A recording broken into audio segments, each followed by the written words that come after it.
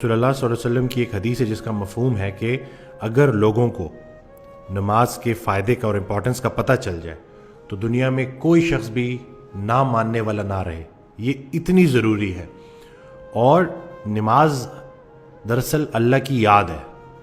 ہم جب یہ روزمرہ کے کاموں میں بھاگ دوڑ میں ہوتے ہیں تو اس بھاگ دوڑ میں کہیں ہم اللہ کو بھول نہ جائیں, زندگی دینے والے کو بھول نہ جائیں. اس کو یاد رکھنے کے لیے صبح اٹھے, فجر پڑھی, فجر پڑھنے کے بعد اپنے کام شروع کیے, مصروفیات میں بزی رہے, پھر ظہر کا ٹائم آ گیا, پھر نماز پڑھی, پھر اللہ کو یاد کیا, پھر ظہر سے عصر تک اللہ کو یاد رکھا, پھر جیسے ہی عصر آئی عصر پڑھی, پھر سے اللہ کی یاد تازہ ہوئی, پھر عصر سے مغرب کے بیچ میں اللہ کو یاد رکھا, اور پھر عصر سے مغرب کے بیچ میں جو اللہ کو یاد رکھا کام بھی کیے اور اللہ کی یاد بھی قائم رہی.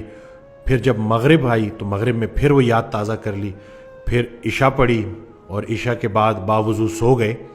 تو اس طرح سے پورا دن اللہ کی یاد قائم رہی, تو پورا کا پورا دن عبادت میں, رات کو باوضو سو گئے تو نیند عبادت میں. حضرت واصف علی واصف رحمۃ اللہ علیہ ایک آڈیو میں بیان فرماتے ہیں کہ آپ کی پوری زندگی میں سے عبادت کو نکالا جائے گا اور اس کو تولا جائے گا. تو اگر آپ کی پوری زندگی ہی عبادت نکل آئی تو پھر تو نیت ہے جی. وہ ہم کہتے ہیں نا اعمال کا دار و مدار نیت پر ہے.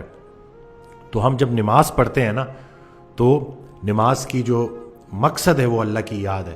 تو ہمیں اللہ کی یاد قائم رہتی ہے اور وہ ہمارا پورا دن عبادت میں کاؤنٹ ہوتا ہے, ایک نماز سے دوسری نماز تک. اس کے علاوہ حضرت واصف علی واصف رحمۃ اللہ علیہ ایک آڈیو میں بیان فرماتے ہیں کہ آپ کی پورے دن میں جتنی بھی حالتیں ہوتی ہیں اس میں سب سے بہترین حالت نماز ہے, سجدہ ہے. اللہ تعالیٰ کا قرب ہر کوئی مانگتا ہے نا کہ اللہ ہمیں اپنے قریب کر دے, تو اللہ تعالیٰ جو ہے ارشاد فرماتا ہے کہ سجدہ کرو اور میرے قریب ہو جا. تو یہ اس میں اتنی فائدے ہیں ہمارے لیے, ظاہری بھی اور باطنی بھی, دونوں لحاظ سے.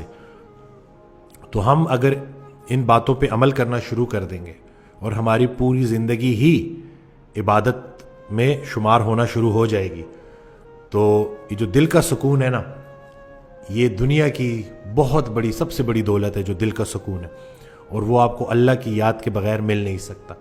تو سیدھی طرح سے اللہ کے راستے پہ آ جاؤ, نہیں تو وہ